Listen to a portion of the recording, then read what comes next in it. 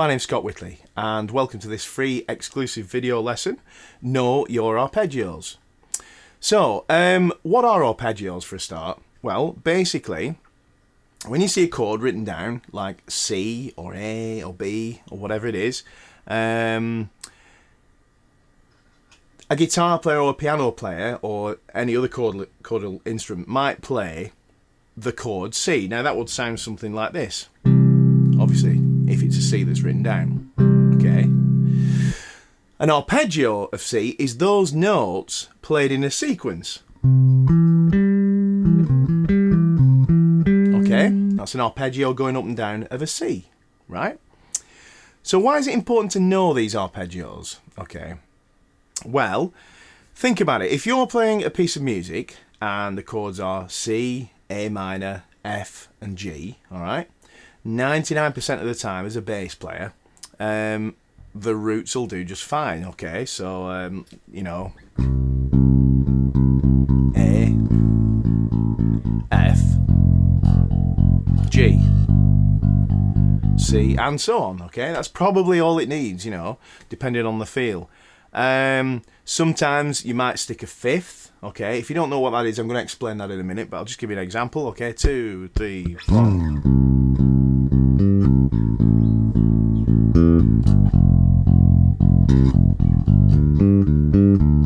And so on. Now, the thing is, you can get through an entire career of being a bass player without knowing much more than that. You know, playing the roots is going to get you a long way, particularly if you've got good natural feel and you've got all the other things down. Okay, so why would you need to know your arpeggios? Okay, well, if you have any interest in improvising, in being able to play perhaps more interesting lines, bass lines over a piece, whether it be a cover you're doing or something you've written yourself or in the band that you're involved with, if you want to just be able to play the odd nice line over a particular chord, something like that, then this is probably one of the most essential tools you can have in the toolkit, as it were. Okay, so what are we talking about? Okay, let's start with the most simple chord, a major chord. All right, I would say that's probably the most straightforward, basic chord you're going to come across. Now, I'm going to show you a scale that all these chords are related to in some way or other. Okay, and it's called the major scale. A lot of you probably know this scale, but I'm going to play it just for those that don't. Here we go.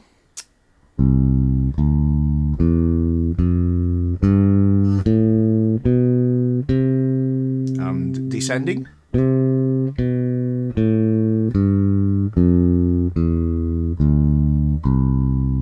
Okay. Now, that's an essential scale. So if you don't know that, I recommend that you just kind of pause the video and just get that around your fingers, or maybe rewind if you need to have another look. I'll just play it for you one more time.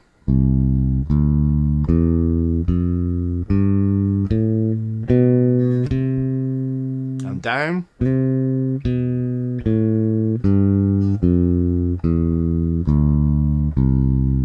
Okay. So this basic chord we've just talked about, the major chord, all right, that is made up from notes number 1, number 3, and number 5 from the major scale. So, if we play a major scale starting on the note C, which is that was a major scale in C. If we take note number 1, 3, and 5, so I'm going to count up 1, 2, 3, 4, 5. All right, so let me play those in a little sequence, not together. All right, just one at once. You understand what I did there? That's note 1 of the major scale, note 3 of the major scale, and note 5, sometimes called root, 3rd, and 5th. Okay, those notes together. Well, I just played the arpeggio of a C chord. Okay, now if I play those notes together, bear with me. I'm just going to jump in and play it up here. That's what a 1, a 3, and a 5 from the C major scale sound like when you pluck them simultaneously, and that's a chord. Okay, now it's not particularly practical for us bass players to do that. I mean, this is one way we could play it. Okay, It sounds okay, but it's a little muddy, it's a little dark down here. Let's try it. You know? And as well as that, because it sounds so dirgy, we generally just play, as I said before, the root notes or other notes of the chord in the bass line.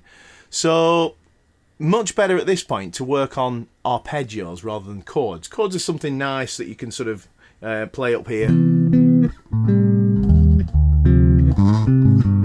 You know, you can play chords on a bass, but I recommend we get into the mechanics or the theory of this stuff first, okay? So, major chord. Let's just play this together. Root, third and fifth, okay? In C. Okay, let's do that with a drum machine.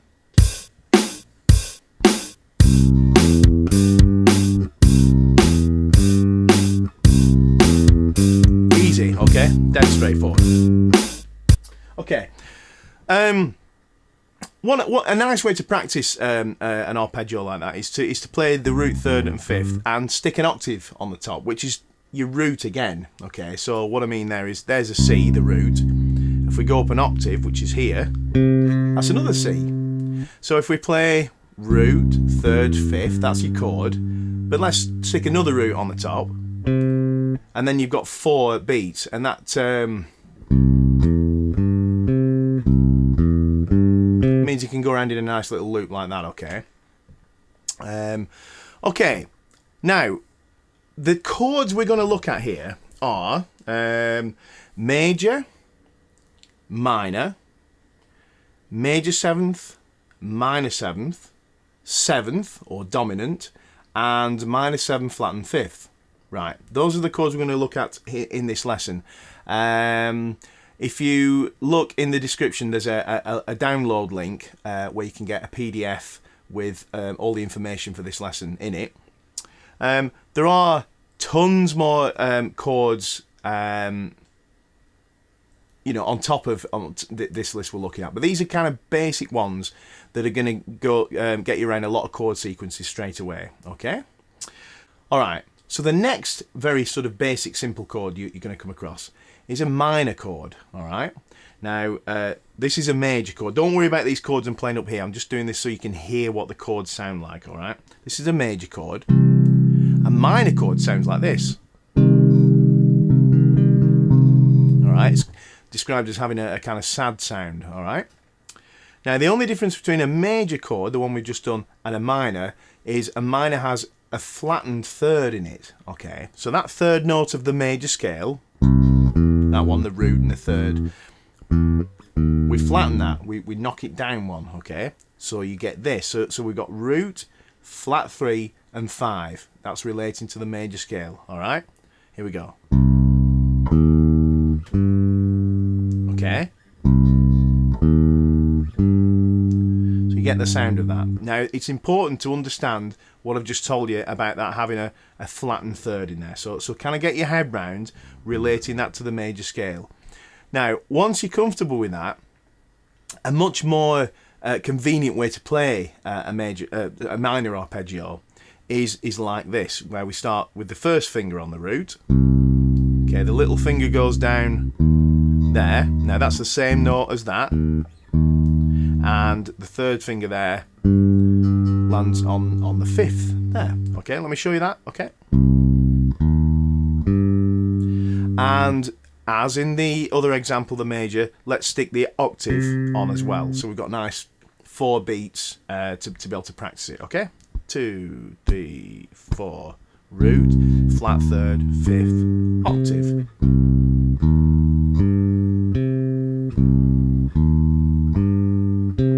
Okay, so that's a minor. So we've covered major and minor, and it's going to take some time to to get to know these just like that off the top of your head. But you really ought to aim to do that. It's really, really important. Okay, so let's look at the next chord we're going to look at, which is a major 7th. Okay, major 7th. Major 7th has 4 notes in it. Okay, it's based on a major chord, which was root, third and 5th, and it also has a 7th in it, so of the major scale. Okay, so let me just recap. A major 7th chord has notes 1, 3, 5 and 7 from the major scale. All right, let me show you. 1, 2, 3, 4, 5, 6, 7. So those 4 notes isolated are 1, 3, 5, 7. That's a major 7th arpeggio. Alright, let's just play that a few times with the drum machine. Slow that down a little bit. 1, 2, 3, 4. 1, 3, 5, 7. 1, 3, 5, 7.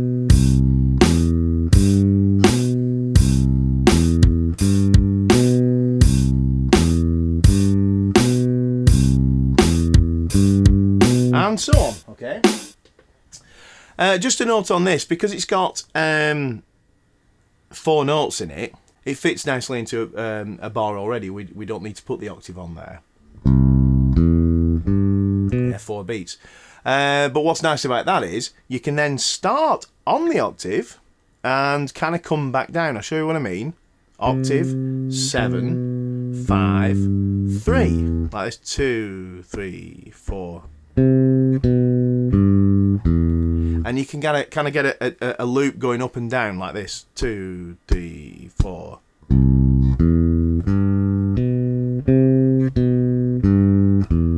And then you start again, and so on. Okay? Major 7th, alright? Now let's look at the next one. Minor 7th. Now, if you remember just a minute ago, we talked about a minor arpeggio. The difference between a major and a minor was the minor had a flattened third, okay? So a minor 7th also has a flattened third. So you got a root, a flattened third, and a 5th. But it's also got a flat 7 in it as well. So a flattened 7th note of the major scale. So let's just recap. Root, flattened third, 5th, normal 5th, and a flattened 7th. All right, so let's look at that. I'm going to relate it to the major scale like I did with the minor, okay? We got a root, then we go up to 3, 2, 3, but we flatten it, yeah? So that means down 1. Then we got a 5th, 1, 2, 3, 4, 5, okay? So far we've got root, flat 3rd, 5th, all right? And then we got one more, which is a flat 7. Let's find note 7 of the major scale. 1, 2, 3, 4, 5, 6, 7. There it is. Let's flatten that. That's our last note. All right? So, this is the arpeggio.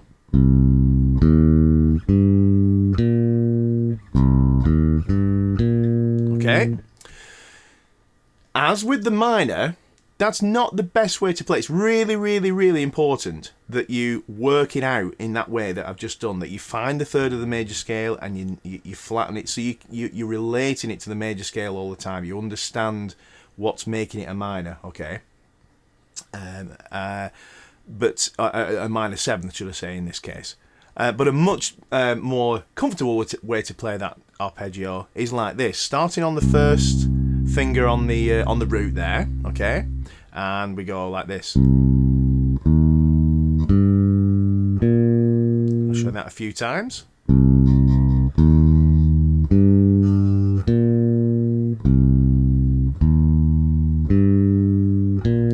Let's put the drum machine on, play that together, okay?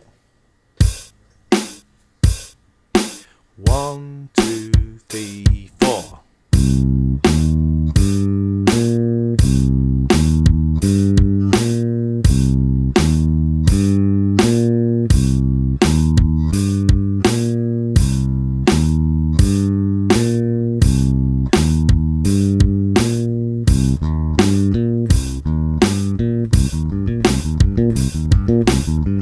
There we go. Okay.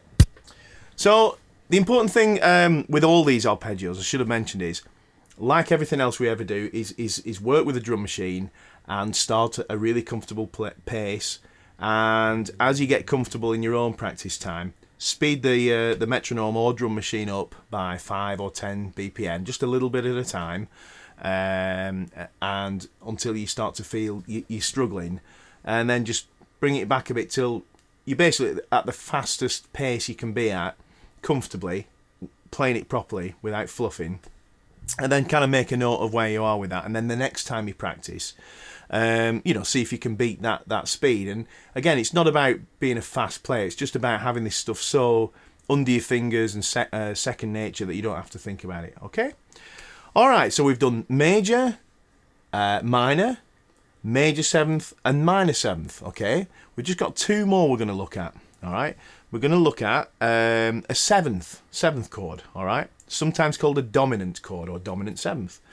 And again, we're going to look at a C dominant. Okay, so in a seventh or a dominant seventh, you've got a root, a third or note 3 from the major scale, a fifth or note 5, and a flat 7. So it's kind of similar to the one we've just done, with the one difference being it's got a major third in it. Okay, so let's work that out through the scale. We've got a root, we've got a third, note 3, 1, 2, 3, just a third. We didn't say flatten this time. Okay, that we've got a fifth. 1, 2, 3, 4. There it is, fifth. Okay, and we've got a flat 7. 1, 2, 3, 4, 5, 6, 7.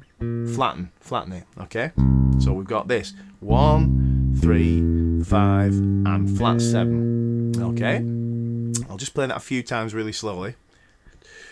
3, 4. And again, 2, 3, 4. Okay, let's play that together with the drum machine. 1, 2, 3, 4.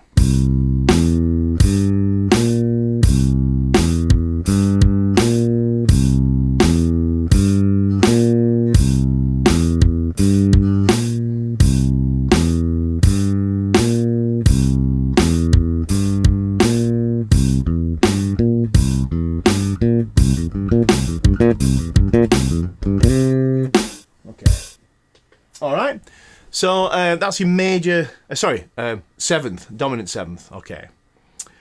And the final one we're going to look at is a weird one called minor seventh, flattened fifth. All right. Now then, here's the thing you might be starting to grasp now. A lot of the time on some of the kind of fancier chords, if you want to call them that, the information is in the chord name to tell you what interval to play. Not always. Some are strange, like a major just. If you see a major chord written down, it will be written as C. If it's a C major, just C, that's it. No information, okay? So it's only when things are added or changed, you know, that you get a bit more information. But this is a great example where the chord name kind of tells you what it is, okay? So let's look at it. We're going to play a C minor seventh, flattened fifth, okay? C minor 7, flat 5. So it's based on a C minor. So if you think back to the minor chord we played earlier, we've got a root, a third, but it's a flat third. So we flatten that down from the major scale. We've got a flat 5 this time, flattened fifth. Think of the name of the chord. So we'd normally play this fifth, but we flatten that as well. And it's a seventh. Okay, so we've got a flat seventh in as well. All right, so everything's flattened, it seems, apart from the root. So let me show you that. Root, flat third, flat 5, and flat 7. Okay, so the trick is with this stuff is to keep your eye on that root note and keep your eye on, try and almost visualize this major scale that we're working from. Okay, and just as I say, you know, you've got to keep your eye focused on that C, as it were, all the time, and see how 1, 2, 3, flat 3, it relates to that within the major scale. So let me show you again a more comfortable way of playing this arpeggio. Start with the first finger there, okay, and let me just play it for you a couple of times. Minor third, flat 5, flat 7. There we go.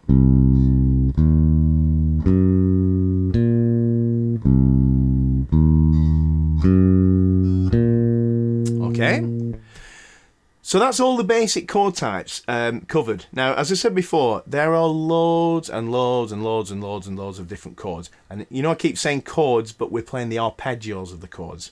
I'm not getting my terms mixed up. Remember, these arpeggios are the notes that make up the chord, but rather than being played simultaneously, like this, they're being played one at a time, like this. Okay. So what are the benefits of this? Well, let me give you some quick sort of benefits that you're going to get from knowing your arpeggios like this. Okay. You're going to be able to pick a chord sheet up for a song and look at the chords and instantly have some other notes that you can use over each of those chords to improvise other than just the root instantly, okay? Almost without thinking, really. So that's a great benefit. Another is that you can make up your own chord shapes, okay? Now that's kind of interesting. I'm going to cover that in another lesson. But once you understand that, say, a C chord has a root, a third, and a fifth in it, and you really get to know your major scale very, very well, you can recognise it on the fingerboard, then you can sort of pick out maybe a couple of those notes. Okay, so let me move up the octave here. So here's a major scale, same thing as there, but an octave up. Alright, that's just a C major scale. A major seventh chord is made up of notes 1, 3, 5 and 7 from that major scale. 1, 2, 3, 4. 1, 3, 4, 5, 6, 7. 1, 3, 5 and 7. Now, as I say, we've been playing the arpeggios, but if I take a couple of those notes, say I take the root and the third and play them together, alright, I've got a nice little chord. I can actually get the seventh in there as well. Check it out. So I'm playing, admittedly with the fifth missing, the fifth, because I haven't got enough strings to do that up there. Okay, I could stick it underneath, alright, you know, if I wanted to. But as I say, you can kind of have fun. You know, I could play a minor seventh because I'm thinking 1, 2. What was a minor seventh? Root, flat third, fifth, and flat 7. So I've got a root. Instead of a major third there, I'll flatten it. So I've got a root and a flat third and a flat 7. 1, 2, 3, 4, 5, 6, 7. Flatten it. Play those together. Got a kind of minor seventh chord. Really nice. Or I could not play the third. I can get the fifth in. 1, 2, 3, 4, 5. So I've got root, fifth, and flat 7. Okay? Cool. Alright. So you get the idea that you can start to, you know, come up with your own little chord shapes, little inversions, things called double stops, you know, these sort of, that you do on bass, you know, that sort of stuff. You can walk through chord sequences by doing that. You can start to see the intervals like a 12-bar blues. I could play... do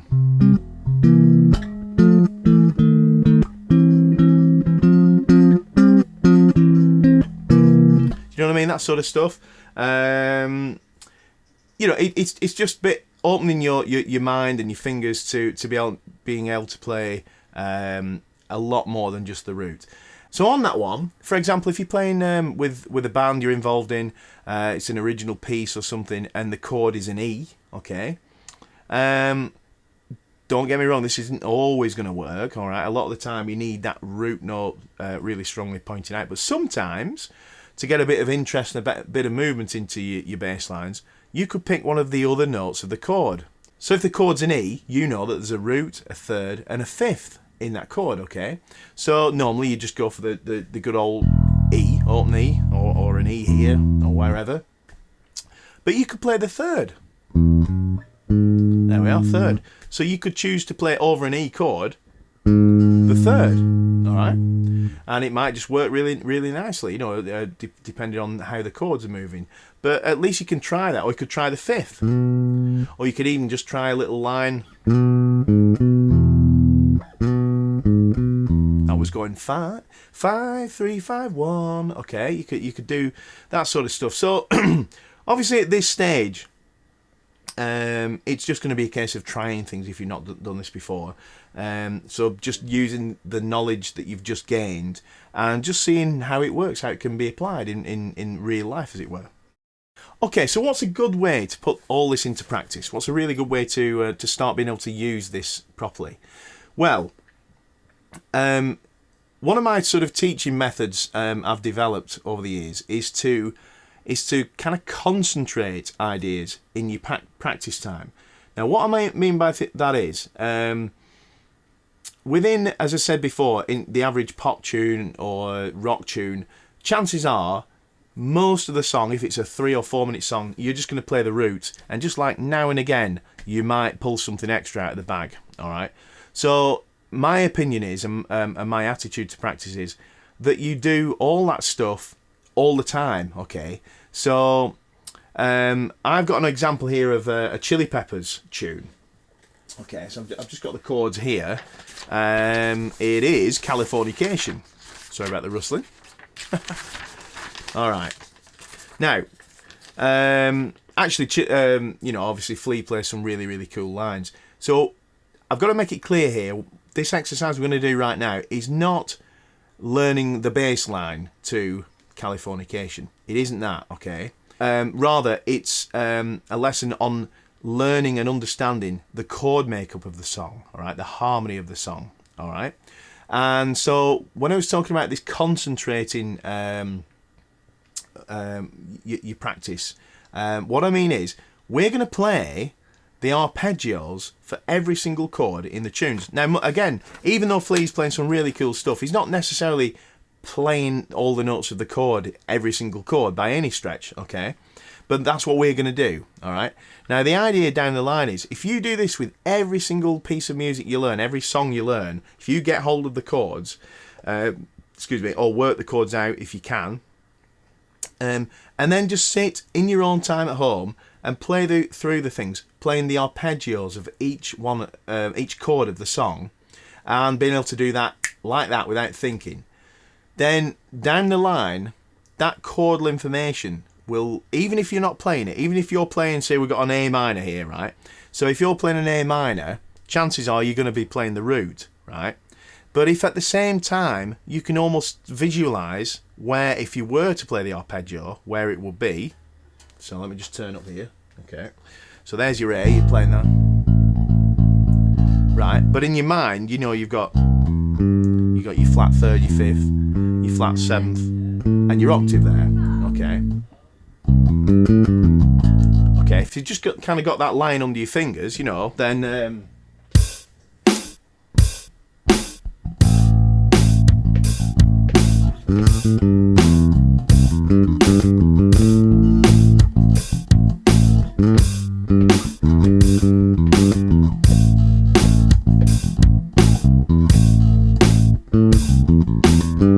okay, you can use it for those kind of little lines just here and there, all right? If you didn't have that information, if you didn't have a clue, all you know is it's an A, and anything aside from playing that root is just pretty much just kind of grasping at straws, really, So what we're going to do now is play through these chords of the song Californication, all right? Simple chords, just major and minor chords. We've got A minor, okay, which is this. Just to quickly recap on how that's made up, it's if we play major scale starting on an A, because that's the root of the chord, and find notes 1, flat 3, and 5, that's the minor, okay? 1, 2, 3, flatten it, 5, and we'll stick an octave on. There we go, we've got 1, flat 3, 5, an octave.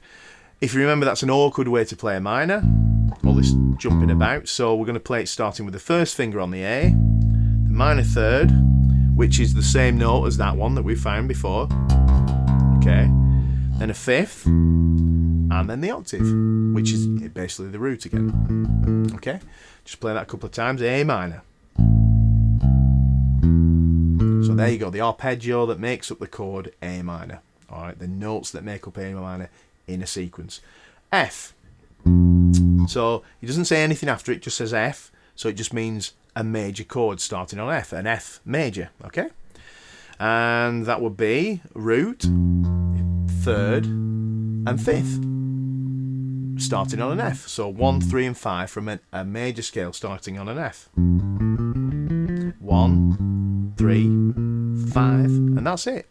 We'll stick the octave on again, okay? 1, 3, 5, an octave, okay? So there's a lot of that throughout the song. It goes A minor, F, and so on. And then we've got 3 other chords, but a little sequence of 4 chords that moves quite fast, okay? We've got a C, straight C, root, 3rd, 5th, and we'll stick the octave in on a C. 3, 5, an octave.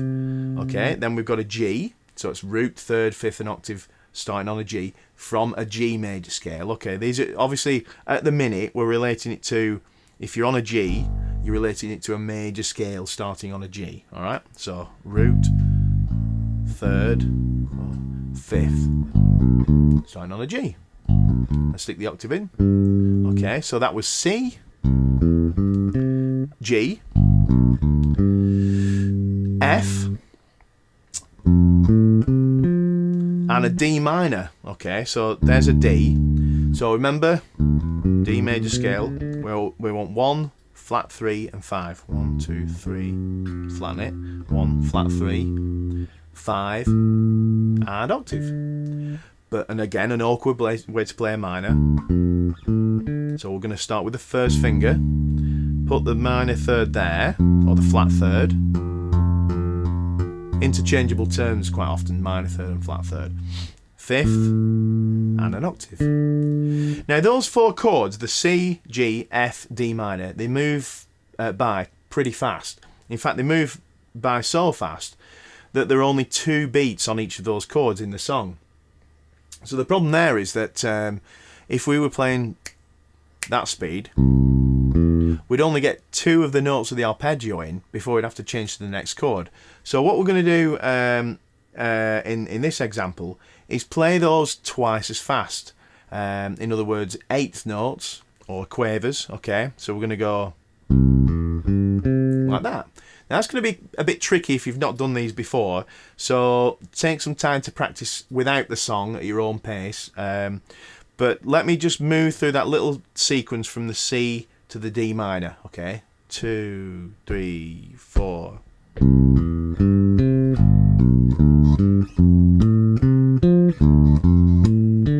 Can you see how it moves kind of twice as fast? So we've been going and then when it gets to the C and G bit, it goes.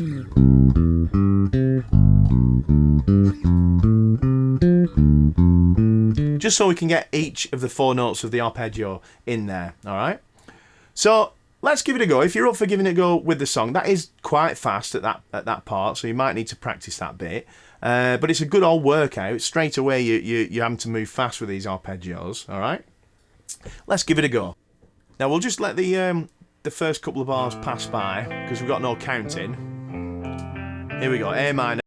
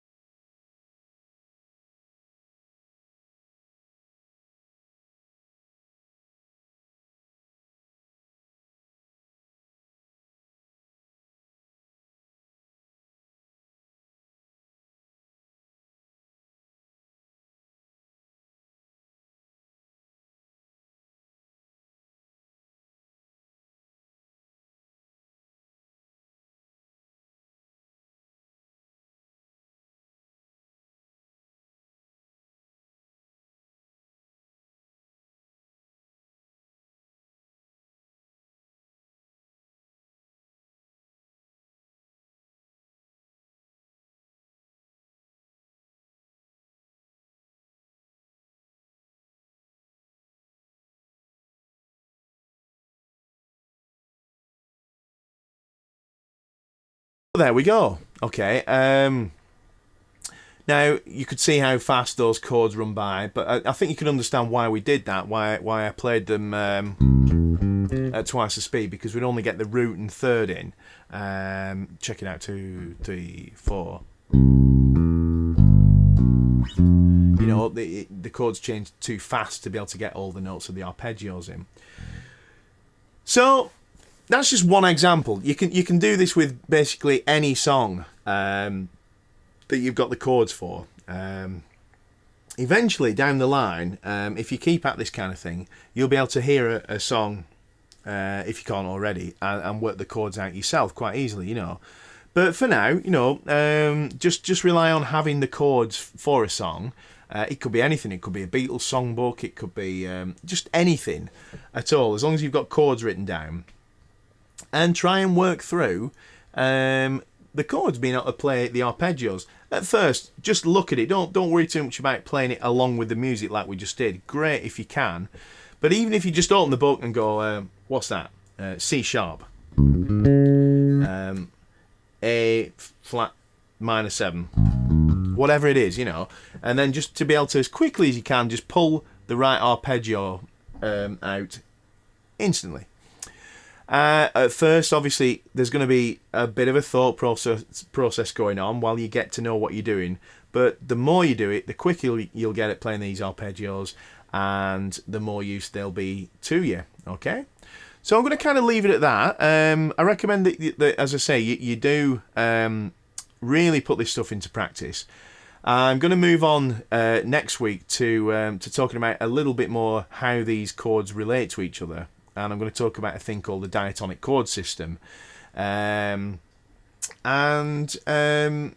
main thing is to have fun doing this. It's see any kind of form of practice where it's stuff that you're finding a bit tricky, it's a bit new, rather than see it as like, like what a big deal this is, it's really hard. See it as a challenge, as a bit of fun, a puzzle, a game, whatever you want to call it. And just try and have fun with it, That's the idea. And all the while know that it's doing you good musically, it's doing you good in terms of your technique and being able to get around the bass, etc. And don't forget to try singing this stuff. If you get really comfortable with it, to be honest, even when you're not comfortable, I'd recommend trying to sing what you're playing. So if you're playing a major arpeggio, let's have a sing. There's a C. Trying to sing along straight away, because as I said in the previous lesson, or in one of my previous lessons on ear training, the more you sing what you play, the more you're learning the music, not just where to put your fingers. And that's really, really important, particularly if you want to get into improvising. So if you've got any questions, please drop me an email on scott@scott-whitley.com. Please, if you enjoy these lessons, and if you're enjoying the free lessons on YouTube, the public ones, let others know about it. Share it on your Facebook page, send them an email with a link, whatever you want to do. Please spread the word, as it were, and enjoy, have fun. See you next time. Cheers. Bye.